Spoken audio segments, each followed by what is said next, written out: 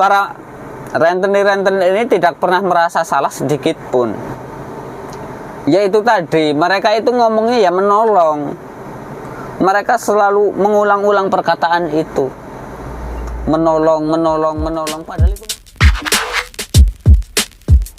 Assalamualaikum warahmatullahi wabarakatuh. Teman-teman, batir-batir, dimanapun kalian berada, apapun keadaan kalian saat ini, matur nuwun, terima kasih sudah mampir di channel Kang Itoe, channel motivasi, solusi, dan ambrul adul.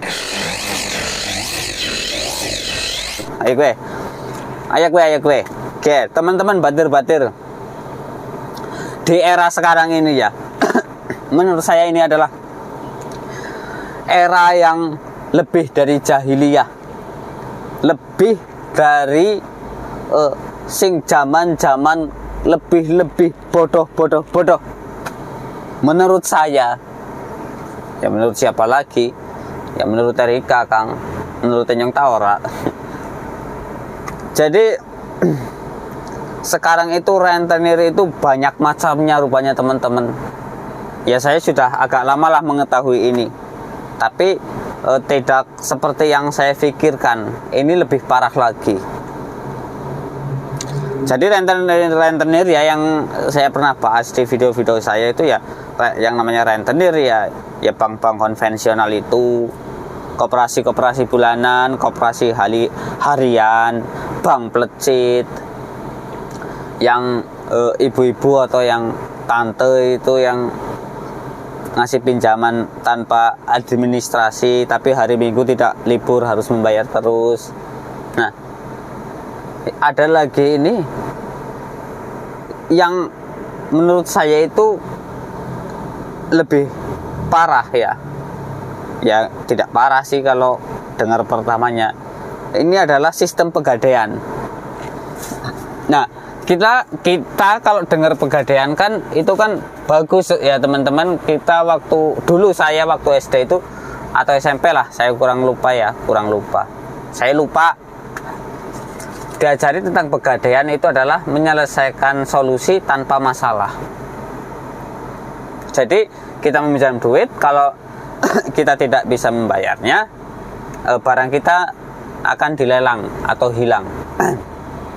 Nah, pegadaian yang resmi seperti ini itu kan agaknya ribet, teman-teman, karena harus jelas, harus resmi. Misalnya motor ya harus ada surat-suratnya lengkap, STNK, BPKB, atau elektronik yang lain pun harus jelas ada surat-suratnya. Nah, pegadaian yang sekarang lagi marak adalah pegadaian para rentenir, orang yang punya duit, orang yang punya duit cash ya, punya modal lah ya gue ya, modal itu menjalankan duitnya, duit itu diputar. Karena kalau sistem koperasi mungkin cara ini sudah cara kuno ya. Sistem koperasi kan tidak ada pegangan ya teman-teman. Ya sekarang mungkin ada pegangan lah, apa KTP atau KK atau akta anak, kadang juga itu yang koperasi harian. Itu bisa juga untuk jaminan agunan. Nah, karena mereka ini adalah orang-orang yang kaya, mungkin tidak memiliki akses untuk keliling, atau akses ya bisa keliling, cuman karena mereka orang kaya malas, ya mungkin juga malu atau apapun, jadi mereka membuka usahanya di rumah. Wah, canggih, di rumah dapat duit. Nah, nggak perlu ngapa-ngapain, orang datang. Nah, ya ini sistem gadai, teman-teman. Mereka memberikan pinjaman, terus ada barang yang ditinggal. Yang paling banyak adalah motor dengan HP. Bunganya juga kurang lebih mencekik sama ya teman-teman. Kalau motor, dulu saya pernah menggadaikan motor 1 jutanya itu bunganya sebulan 300.000 itu teman-teman. Kan mencekik, hutang 3 juta, kita tinggal motor, padahal itu motor untuk kita bekerja, kita tinggal di situ, pinjam 3 juta, bunganya setiap bulan harus membayar 900.000 dengan jangka waktu minimal 2 bulan. Misalnya kita bulan pertama membayar 900.000 bunganya saja karena kita belum bisa mengambil motornya. Kalau mau diambil dengan motornya ya kita harus membayar 3.900.000. Misalnya bulan pertama kita membayar bunganya saja. Bulan kedua kita harus membayar lunas. Jika tidak, motor kita akan hilang. Parah kan teman-teman? Tidak sesuai. Kita itu diperas. Nah, yang baru-baru ini terjadi di lingkungan saya ini, ada seorang ibu-ibu menggadaikan HP-nya, menggadaikan HP di itu tadi rentenir. Dia kabarnya itu menurut berita yang saya terima dan ini valid ya, karena banyak wartawan-wartawan saya yang di luar sana yang mencari informasi tentang ini. Jadi meminjam duit 2 juta. Jadi dia memberikan, karena dia tidak bisa mengambil HP-nya langsung dengan berikut bunganya kan, pokok dengan bunga kan harus langsung kalau diambil langsung. Nah, jadi ada perjanjian tambahan bayar bunganya saja. Setiap 2 minggu sekali 200. Sebulan jatuhnya 400.000. Ini ibu-ibu tadi meminjam duit cuma 2 juta. Sebulan harus mengeluarkan duit 400.000. Miris nggak teman-teman? Kasihan lah. Ya penghasilan tuh, ya saya melihat ibu-ibu ini, ya bagaimana lah teman-teman? Ya hanya berjualan di pinggir jalan, berjualan gorengan atau berjualan apa, membayar bunga 400.000 tiap bulan kepada si borokokok rentenir ini. 400.000 itu ya teman-teman, kalau untuk beli sepatu anak itu ya, kalau yang murah-murah itu dapat 4 pasang. Untuk beli baju untuk anak, beli makanan, beli beras itu dapat 40 kilo. Bisa untuk makan sebulan. Ini diberikan kepada rentenir cuma-cuma. Nah, ya tidak cuma-cuma kalau kata rentenir ini. Ya saya kan menolong. Saya menolong. Dia mau pinjam uang, ya saya kasih. Dan saya, karena duit ini juga duit berjalan katanya. Dia alasan apalah, duit bank, duit apa, jadi duit orang harus ada bunganya. Sangat mencekik teman-teman. Nah, kita dengarnya saja kan miris ya. Saya sedih temenan gitu teman-teman. Jadi rentenir sekarang itu ya ampun, banyak sekali teman-teman yang pinjol itu ya itu saya pikir itu bukan apa-apanya kalau dengan rentenir yang berada di masyarakat ini. Satu desa itu bisa ada 2 atau 3 rentenir. Jadi sistemnya kan menghisap.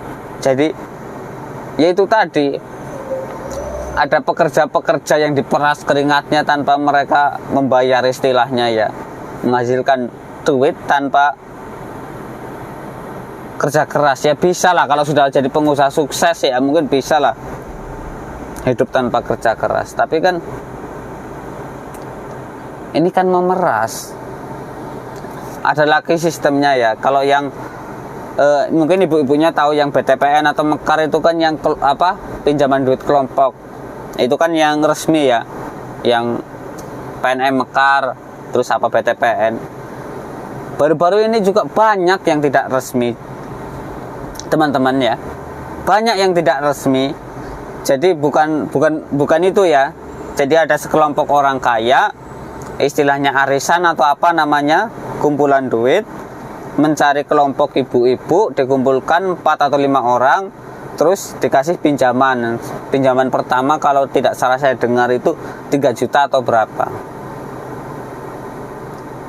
Jadi peluang rentenir ini ya, yang diturunkan dari pusat, sistem dari pusat, mungkin yang PNM Mekar itu ya tujuan pemerintah ya untuk memberdayakan perempuan lah mungkin ya, walaupun itu kalau menurut prinsip saya itu salah. Ini ditiru oleh orang-orang yang kaya, yang punya duit ini, untuk menjalankan bisnis duit ini, bisnis yang menjerat. Ini kan bahaya, teman-teman. Jadi sistem-sistem seperti ini yang harusnya dihilangkan, dimusnahkan dari muka bumi ini, malah disuburkan akhirnya. Bisnis-bisnis seperti ini ditiru. Ada juga orang kaya yang di rumah saja, kalau ada orang ke situ minjam duit ya ini sekian, tapi dia tidak promosi. Kalau ada orang yang ke rumah saja, ke rumah dia kalau orang butuh. Nah, dan itu pun para rentenir-rentenir ini tidak pernah merasa salah sedikit pun. Yaitu tadi, mereka itu ngomongnya ya menolong. Mereka selalu mengulang-ulang perkataan itu. Menolong. Padahal itu mencekik. Nah, menghisap. Jadi, menurut pandangan saya, teman-teman, saya yang sebagai seorang biasa ya, yang saya sudah pernah mengalami itu, mengalami pahitnya berhutang kepada rentenir, mengajak teman-teman semua yang masih punya hutang, sudahilah hutang itu. Ya harus dibayar. Kalau bunganya sudah berlipat-lipat mencekik ya dirunding lah. Bayar pokoknya saja. Kalaupun ada bunganya ya jangan banyak lah. Dirundingkan dengan orang itu. Kalau dia marah-marah apa, dimaki-maki kita ya kita terima saja. Tapi ya mau nggak mau ya bayar bunganya saja. Nanti teman-teman ya kalau mau ditambahi lah kayak gitu. Itu solusi yang menurut saya itu ya nibah tengah ya, itu adalah jalan tengah. Jadi si rentenir itu ya misalnya untuk nagih itu perlu bensin, nah ya itu dikasih bensin gitulah. Mungkin begitu kurang lebihnya, teman-teman. Jadi wis ya, ayo gue baik. Saya bingung mikirin ini rakyat ini utang baik. Nah, yang miskin berhutang kepada yang kaya ini menghutangi dengan sistem rentenir, ya kan pas banget.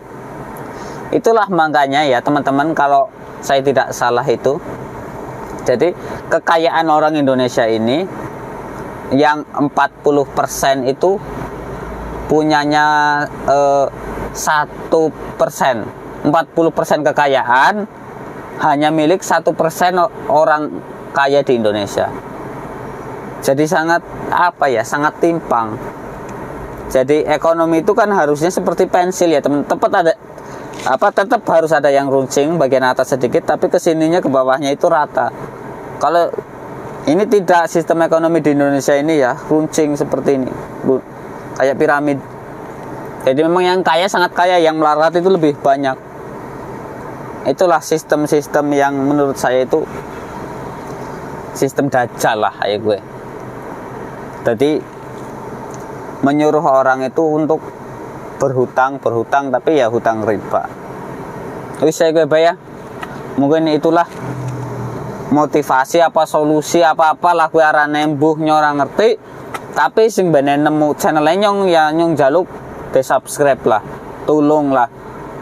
Terus loncengnya durip. Nah, ya tulung maning share maring media sosial supaya banyak orang lah melihat saya yang kayak gini itu jadi kasihan. Oh, rupanya ini korban rentenir itu jadi hancur kayak gitu. Nah, kan jadi banyak yang sadar ya gue. Jadi saya gue disit ya. Wassalamualaikum warahmatullahi wabarakatuh.